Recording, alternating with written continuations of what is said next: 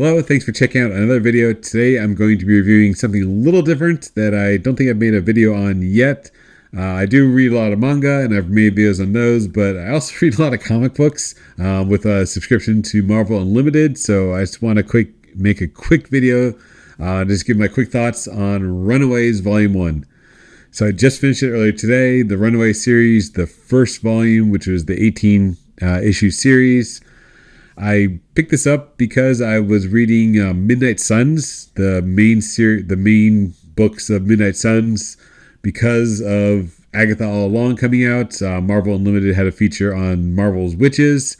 I picked up Midnight Suns because it has the witch setting. And after reading Midnight Suns, just the main series, not all the side issues and side stories, I wanted to read more about Nico Minoru, who was teaching at the school during Midnight Suns, and I wanted to know more about the whole Staff of One thing. I'm not a big reader of the Marvel witches, but Agatha All Along has got me interested in it because it's on TV and I'm watching that on Disney Plus.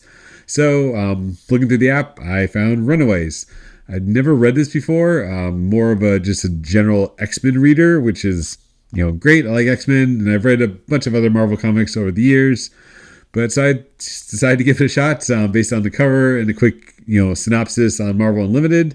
And actually really enjoyed it. It's a short series, only 18 issues, which is another reason why I jumped into it. I was like, okay, let me read the first volume, the first main story and see what it's all about. And I just got sucked into it. So it was actually really good, much better than expected. The characters, it's a very character-driven series. Because it's about teenagers, there's not a lot of, super power battles because it focuses on the kids who honestly don't really even have that many powers. Only two of them and at the beginning really have powers. So also because maybe this is the first volume, they're just discovering the powers. So Nico gets the Staff of One, but she doesn't really use it because she's still figuring out how to be a witch, even though her parents are witches. We have the aliens, I think it's a spoiler, but the alien light powers, and we have the mutant who's super powered and the dinosaur. And so it was just a good series because it delves into the characters. They're sort of in that phase where they're figuring out their powers while they're on the run from their parents, which is a cool premise that the parents are supervillains. The ending does have that twist, and I really do want to read more about Alex Wilder, the mole in the series. I guess it's a spoiler, but maybe not a spoiler because it's an old series, honestly. So you probably read it, but it was a spoiler to me, and I like that twist at the end that he was the mole, and the reason why he was the mole. So it had a great plot and a great hook there of why he did what he did. So he was like a double agent. So he did the bad thing, but he did it for good reasons, of course. So it made me feel for him and his character.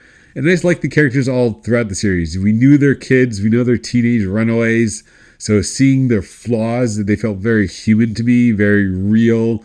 I really got invested in the characters and their story of running around.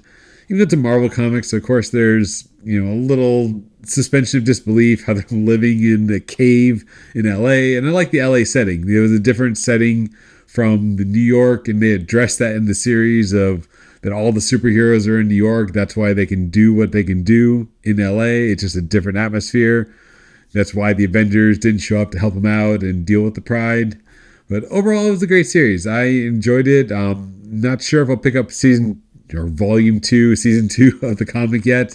There's always so much to read in the Marvel Unlimited app, but I'll definitely give it a shot and want to continue more. I know there's also a TV series of this, so I think I'll give it a shot. But sure, that's my quick thoughts on Runaways Volume 1, the very first Runaways run.